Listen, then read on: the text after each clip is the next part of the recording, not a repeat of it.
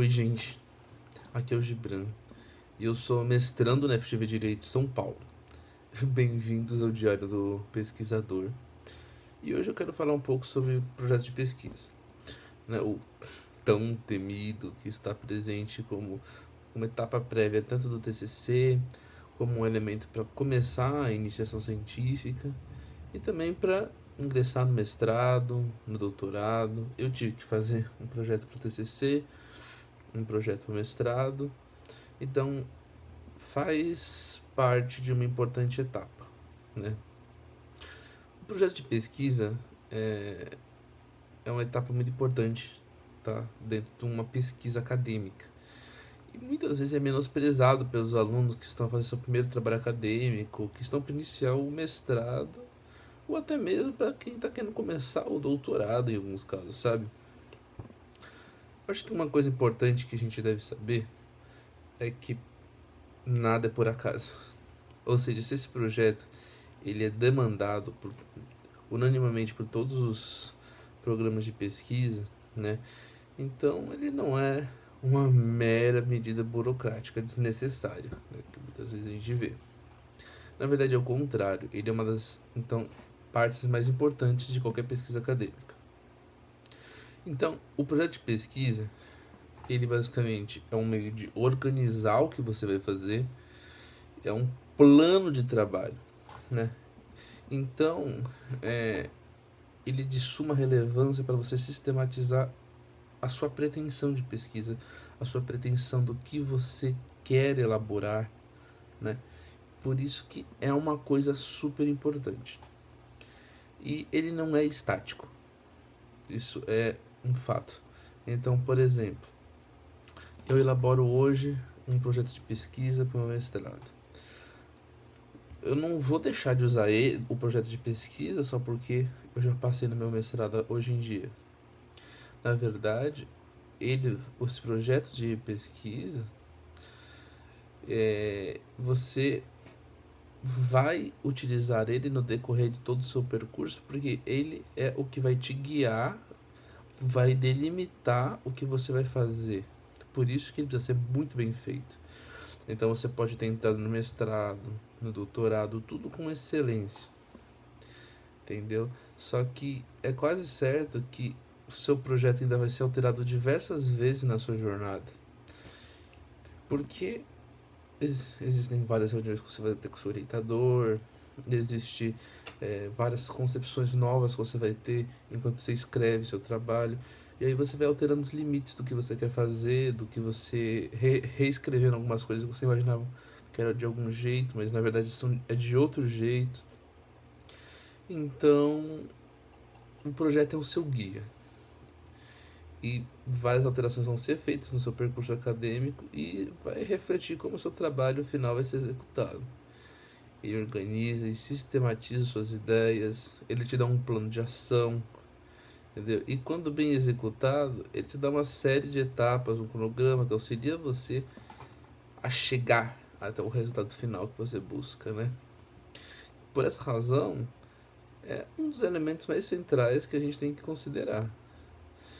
E por isso também que você precisa elaborar um cronograma e etapas que sejam capazes de levar você até o fim dentro de um tempo disponível, né? Que nós, como pesquisadores, temos um, um conjunto de ferramentas limitado, e dentro desse conjunto de ferramentas está o tempo.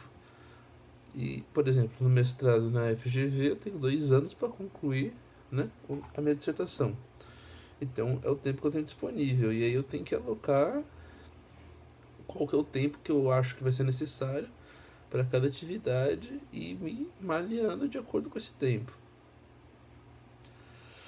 Então, um projeto de pesquisa, como que ele é composto, né? Quais elementos normalmente integram parte dele? Claro que vou explicar isso mais detalhadamente no futuro. Posso até trazer meu projeto de pesquisa, que foi aprovado na FGV Direito de São Paulo, né, no meu processo seletivo, e fazer até uma análise mais detida dele em outro momento. Mas normalmente ele é composto de um resumo, introdução, problema de pesquisa, hipótese de pesquisa, justificativa de pesquisa, objetivos de pesquisa gerais e específicos, metodologia e método de trabalho, forma de análise dos resultados, cronograma de pesquisa e bibliografia preliminar. Claro, a depender do processo, podem ser retirados ou adicionados elementos dentro desses citados. Entretanto, recomendo que, mesmo que não seja pelo processo seletivo, que faça uma versão de todos esses elementos, porque isso tudo vai auxiliar e vai te guiar para que a sua pesquisa seja o mais definido possível, né? E é sempre bom manter o seu projeto atualizado conforme os seus estudos vão progredir. Isso é um elemento muito importante. E entre os elementos, para não ficar muito longo o vídeo, nós vamos citar a introdução, problema de pesquisa, objetivos de pesquisa, hipótese, justificativa, metodologia, cronograma de pesquisa e bibliografia preliminar. Vamos lá, para começar, devemos perceber que a introdução deve conter um conjunto dos elementos relacionados ao problema de pesquisa, justificativa e hipótese, objetivos, metodologia e a bibliografia preliminar, né? Então, basicamente aqui nós vamos fazer um apanhado desses elementos que eu aqui citei para apresentar no nosso projeto, né? Então, tudo tem que ser feito de maneira clara, concisa e objetiva, né? Então, você vai pegar todos esses elementos que eu citei e você vai meter bronca em fazer um resumo conciso deles, né? É essa etapa da introdução. Você vai dar uma olhada geral sobre esses aspectos definidos do seu trabalho. Então, nesse estágio do seu projeto, é importante que a gente demonstre, né, através de uma bibliografia preliminar também, que conhecemos do que é chamado o estado da arte, no nosso tema escolhido, ou seja, a gente tem que demonstrar que a gente conhece das discussões que estão sendo feitas pelos principais autores citados no campo. E isso serve para demonstrar um mínimo de levantamento bibliográfico, né, um mínimo de capacitação, né, pesquisa de livros, artigos, porque embasa a nossa hipótese, o nosso problema e a justificativa. Então a gente não pode tirar coisas só da nossa cabeça, né? A gente tem que exatamente fazer uma pesquisa prévia para se preparar, para a gente ter uma noção do que a gente vai querer fazer na nossa pesquisa como um todo. Então, isso é uma coisa elementar, né? Então, depois disso, a gente tem nosso problema de pesquisa.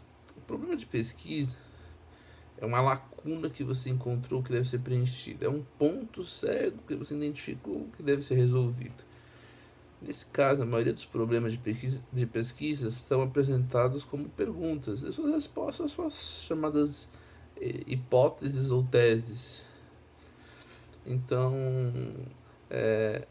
já respondemos o que constitui a hipótese, né? Que é uma resposta preliminar, né? Baseada na sua bibliografia inicial, ou seja, é o que você viu como uma possível e não é uma hipótese conclusiva, né? É uma possível resposta para sua pesquisa. E para comprovar essa hipótese, que sua pesquisa existe, né? Ou seja, para demonstrar que ela é uma hipótese válida ou não. E a gente tem que estar sempre pronto também para ver que no decorrer da nossa pesquisa que a nossa hipótese não é válida. E isso também é pesquisa. Às vezes você começa achando que é uma coisa e às vezes não é. E nada modifica a sua capacidade de escrever uma dissertação demonstrando, né, que na verdade isso não é válido, apesar de que muitas das noções levem a indicar que aquilo seja válido ou não. Então, isso aqui é um ponto muito importante. Então, o problema de pesquisa, sei lá, por que maçãs caem de árvores, né? E a hipótese vai ser: existe uma força que eu denomino de gravidade, né? Então, isso é exatamente a hipótese, que no caso seria uma tese. Então, Agora, os objetivos de pesquisa são etapas que você seguirá para testar a sua hipótese e descobrir a resposta ao seu problema apresentado. Eles normalmente são apresentados como verbos do tipo verificar, buscar, testar. São objetivos, e os objetivos gerais se referem a um quadro muito mais amplo que você busca responder. Já os específicos é um detalhamento passo por passo, em etapas, normalmente numerado. É como se fosse mais ou menos um planejamento de como será construída a sua pesquisa, como se você estivesse planejando a ideia de um sumário, mas basicamente. A justificativa, por outro lado, já são as razões que tornam a minha pesquisa relevante. Aqui normalmente são trazidos dados, autores que evidenciam que sua pesquisa é relevante mesmo. Então, nada impede de você justificar isso por si só, né? Se referenciar a alguma coisa. Mas é necessário você trazer uma fundamentação aprofundada, né? Foi o que eu fiz, por exemplo, no meu projeto de mestrado. Eu tinha uma tese que eu apresentei, né? Essa tese era de que existiria uma engenharia da norma antidiscriminação. Não existiam dados existentes, né, de que de que isso seria algo relevante, mas expliquei, isso, eu acredito que isso seja relevante pelo motivo A, B, C, D, E, né, tudo explicado, né, tudo muito bem embasado para tentar dar um panorama também para quem estiver avaliando, né, no caso de um processo seletivo, que isso de fato tenha uma relevância de ser pesquisado. Agora, a metodologia é uma das etapas que as pessoas mais cometem erros.